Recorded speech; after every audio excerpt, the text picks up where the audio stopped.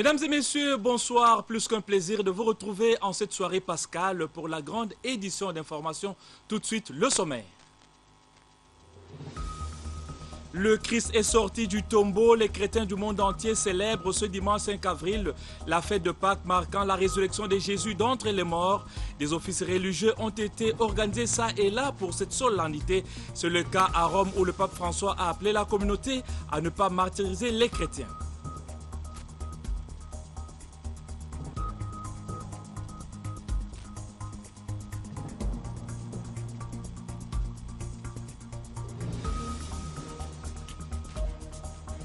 Et puis les 9 membres de la Commission nationale des droits de l'homme désormais investis par le chef de l'État dans une ordonnance présidentielle signée le samedi.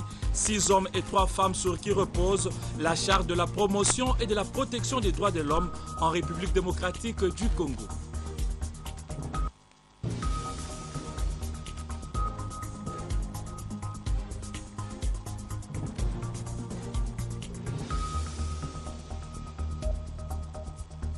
Enfin, football, un succès total de 4 clubs congolais qualifiés en 8e de finale pour des coupes africaines interclubs. En Ligue des Champions, Mazembe a éliminé Mamelodi Sundowns par 3 buts à 1 et Sangabalende a battu Coton Sport de Garoua par 2 buts à 0. En Coupe de la Confédération, The Club qui a été battu par Ferroviaro par 1 but s'est qualifié grâce à son score en match aller et MK a obtenu sa licence en battant El Hilal par 5 buts à 1. Voilà, je le disais tantôt, les chrétiens du monde entier ont célébré la Pâque ce dimanche, la victoire du Christ sur la mort. À cette occasion, le pape François a dénoncé les massacres dont sont victimes les chrétiens en Afrique et au Moyen-Orient. Avant de prononcer sa bénédiction, il a appelé toute la communauté à mettre fin à la persécution des chrétiens en Afrique et au Moyen-Orient. Le président Joseph Kabila a investi les 9 membres de la Commission nationale des droits de l'homme par ordonnance présidentielle signée le samedi 4 avril. Parmi ces 9 membres, on compte 6 hommes et 3 femmes. Ces membres ont été désignés par des organisations de la société civile sous l'arbitrage de l'Assemblée nationale. Fernandez Morola, Chantal Nembouzi, Guilain et tant d'autres, donc Olivier Walawala, sont quelques membres de la CNDH dont la mission est chargée de la promotion et de la protection des droits de l'homme en République démocratique du Congo. On reste dans le même giron, un rêve aujourd'hui cinquantenaire devenu réalité en République démocratique du Congo. Les membres de la Cour constitutionnelle et ceux du parquet général près la Cour constitutionnelle ont prêté serment le samedi au Palais du Peuple. Ils se sont engagés à exercer leurs fonctions en toute impartialité et à ne donner aucune consultation à titre privé sur les questions relevant de la compétence de la Cour. Le chef de l'État, Joseph Kabila, a pris acte de leur serment. Suivez ce reportage. Une institution judiciaire qui prend désormais corps plus de 50 ans après l'indépendance de la République démocratique du Congo. La Cour constitutionnelle. Ses membres et ceux du parquet général près cette Cour ont vu leur billet être validé par le président de la République ce samedi au terme d'une cérémonie de prestation des serments au Palais du Peuple. Députés nationaux et sénateurs, membres du gouvernement, membres du bureau du Conseil supérieur de la magistrature, les corps constitués et diplomates, tous ont été témoins de la mutation opérée au sein de l'appareil judiciaire de la RDC, sans nul doute en modernisation. Une cérémonie conduite par le conseiller principal du chef de l'État en charge des questions juridiques qui a relevé les attributions de la Cour constitutionnelle. Le contrôle de la constitutionnalité des lois reconnues à la Cour constitutionnelle au terme des articles 124.3 et 160 de la Constitution n'est pas sans risque politique. Car statuer sur la constitutionnalité d'une loi, disait un constitutionnaliste contemporain, c'est apprécier la régularité d'une décision prise par la majorité du Parlement. Être exposé à constater que celle-ci, composée pourtant des représentants du peuple, s'est trompée, qu'elle a violé la Constitution. Constatation qui pourrait faire l'objet d'une exploitation politique contre cette majorité. Avoir abusivement approuvé la loi. Mais contre ces risques, Excellence, Monsieur le Président de la République, vous avez œuvré à l'installation ces jours d'un organe juridictionnel indépendant, dire les droits constitutionnels et rappeler à tous que la loi n'exprime la volonté générale que dans le respect de la Constitution. Conformément à la Constitution, les 9 membres de la Cour ont été présentés à la nation. Ainsi, Banyaku Eugène, Esambo, Funga, Kalunda, Kilomba, Luamba, Vundwawe, Wasenda et Mavungu ont défilé devant le président de la République et salué l'assistance avant de prononcer leur serment en chœur. Remplir loyalement et fidèlement les fonctions de membre de la Cour constitutionnelle de la République démocratique du Congo. Les exercer en toute impartialité, dans le respect de la Constitution, garder le secret des délibérations et des votes, ne prendre aucune position publique, ne donner aucune consultation à titre privé sur les questions relevant de la compétence de la Cour constitutionnelle et de n'entreprendre aucune activité étant en cause l'indépendance, l'impartialité et la dignité de la Cour. Immédiatement, le chef de l'État, en sa qualité de magistrat suprême, s'est prononcé. Je prends acte de votre prestation de serment en qualité de membre de la Cour constitutionnelle. Et très sincères félicitations.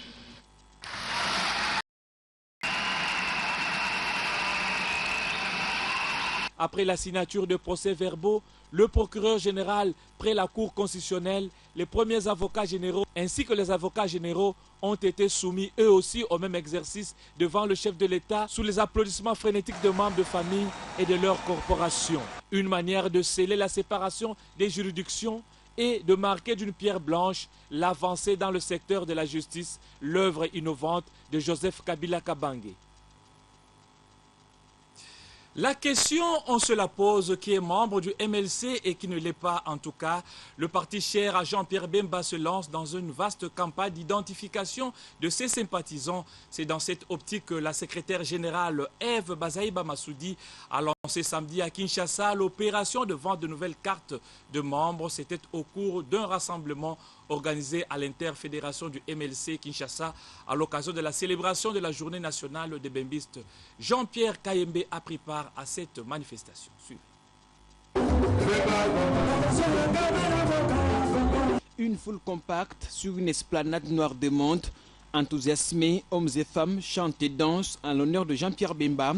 Véritable démonstration spontanée de force, militants et cadres, personne n'a voulu rater cette occasion spéciale de célébrer la journée nationale des bembistes. Le président de cette structure qui propage l'idéologie prônée par Jean-Pierre Bemba a saisi l'opportunité pour réitérer les soutiens de la CNB à son leader et féliciter la nouvelle équipe dirigeante récemment mise en place.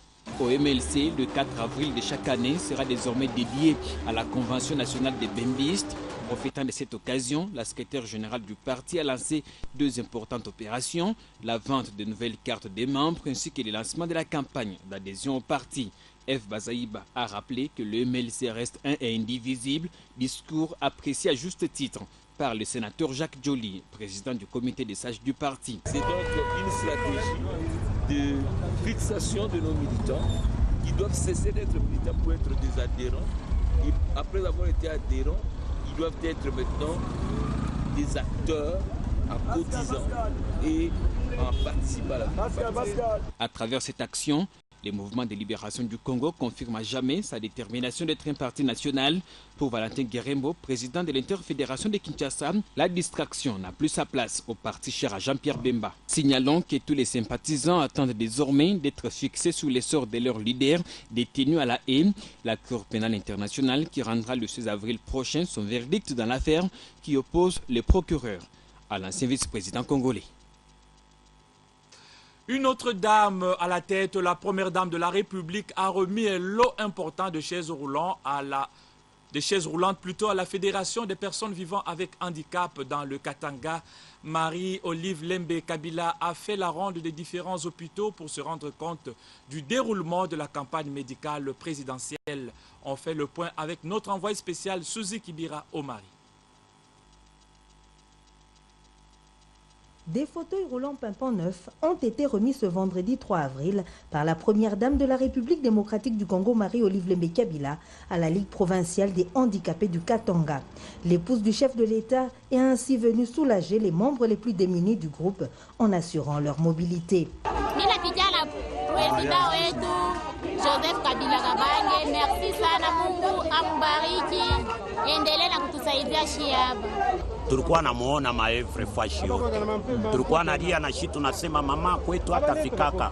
Antuka leo Mungu anatuangalia hapo, napata kinga hii, napata kinga ya kuikala nayo pa mlango mzuri. Le président de la Ligue a profité de cette opportunité pour remettre un mémo qui contient les desiderata des personnes vivant avec handicap qui vivent jusqu'à ce jour dans la discrimination. Merci. Merci. Joseph Kangoudia, coordonnateur de la campagne, a présenté le rapport à mi-parcours de la deuxième campagne. Pour l'instant, plus de 3000 clichés de radio ont été tirés sur les deux sites, notamment à Sendoué et à Ouachi. Et le nombre d'examens de laboratoire dépasse les 12 000. Ensuite, l'épouse de Joseph Kabila Kabange a visité les malades internés en signe de réconfort.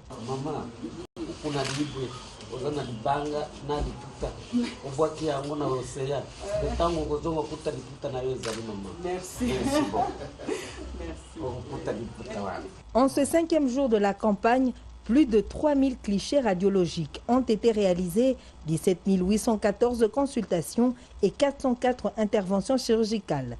Objectif pour cette deuxième campagne présidentielle, atteindre 3000 interventions chirurgicales.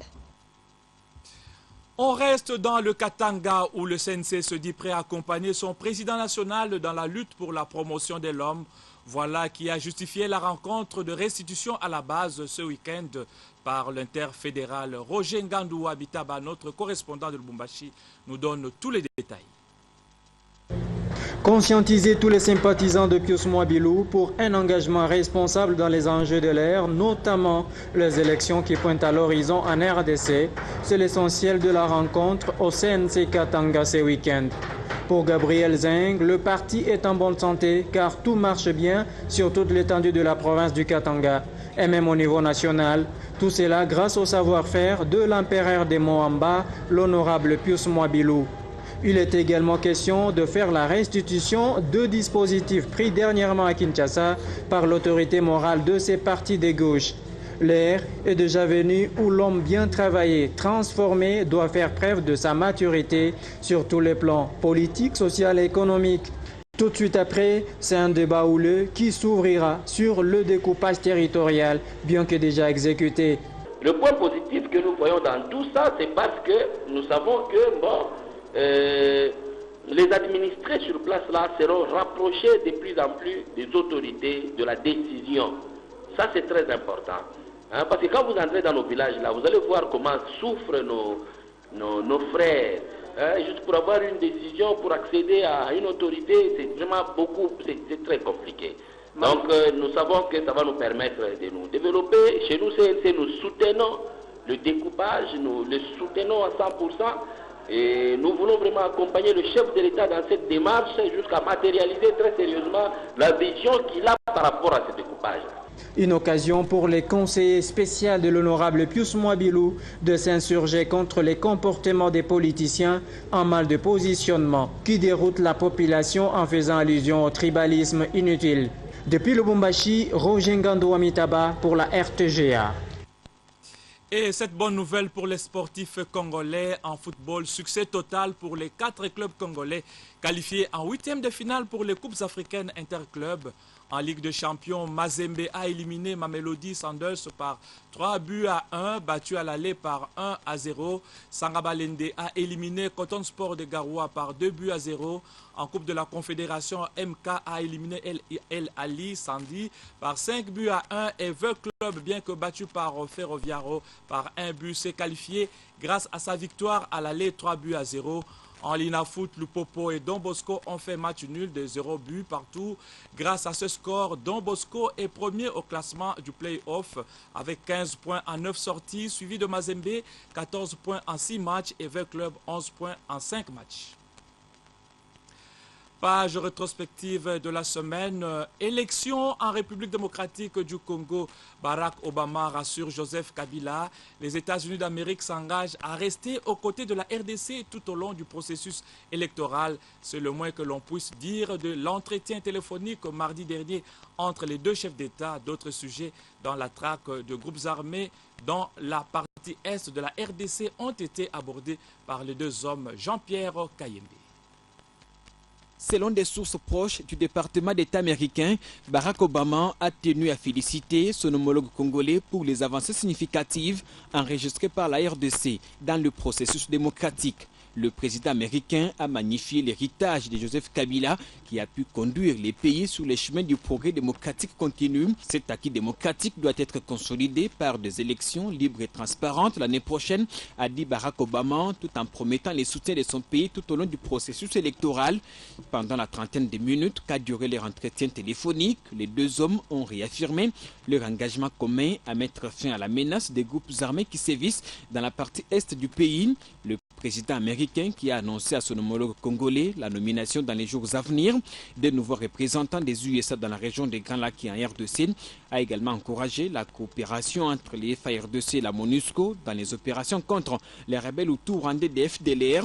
Selon un communiqué de l'ambassade américaine à Kinshasa, le président Obama a aussi exhorté Joseph Kabila à résoudre la situation des familles américaines qui veulent adopter des enfants congolais. Dans ce même secteur, vers l'harmonisation de la relation des coopérations entre la MONUSCO et le gouvernement congolais, le représentant spécial du secrétaire général de l'ONU en République démocratique du Congo salue cet élan de concertation en cours. Martin Kobler estime que la MONUSCO et les FARDC devront désormais reprendre les opérations militaires conjointes contre les FDLR. Suivez. Je suis rentré ici à Kinshasa avec la ferme impression qu'il faut reprendre les opérations, le soutien pour les FARDC le plus vite possible. Parce qu'on a une certaine faiblesse dans les opérations et l'unité, c'est l'unité qui fait la force. Nous sommes là avec une compagnie dans Andiansale qui est très très fort. Nous avons des moyens, nous avons les rations, nous avons aussi les moyens de combattre conjointement avec les FARDC. Je crois qu'il faut lier. Alors, comme vous savez, nous avons le mandat de combattre les FDLR, mais aussi nous avons le mandat de respecter les droits de l'homme et de suivre notre politique de droits de l'homme. Il faut le lier, c'est le contenu des discussions avec le gouvernement. J'ai moi-même eu, mercredi dernier, des entretiens dans nos réunions, dans le cadre du dialogue stratégique avec le ministre de la Défense. Et je crois que l'esprit est très constructif sur ça et je suis très confiant, on va trouver une solution maintenant d'avancer. Si nous devons partir du pays, il faut créer une situation sécuritaire qui est mieux. Et le plus vite nous le fassions ensemble avec les FARDC, le plus vite nous pouvons réduire notre dispositif de la France. C'est pourquoi, pour mitiguer ces effets aussi du point de vue des droits de l'homme et humanitaire, alors je crois que c'est important que nous reprenons le soutien. C'est très clair que les FARDC mènent les opérations. Ces opérations doivent être et sont gérées par les FARDC. Et nous les soutenons. Nous sommes dans une position de soutien pour les opérations qui sont menées par les FARDC et cet ensemble de joindre les forces. Et puis le CNC ratisse large, une expérience qui réussit grâce au système informatique SIA Pro. Les idéaux du Congrès national congolais commencent à traverser les horizons. Pour preuve, les adhésions, même celles venues de loin, se multiplient jour après jour. Au sein de ce parti politique cher à Pius Mwabilu Mukala, la dernière en date est celle de Chabangandou, un Congolais habitant la Finlande. Suivez.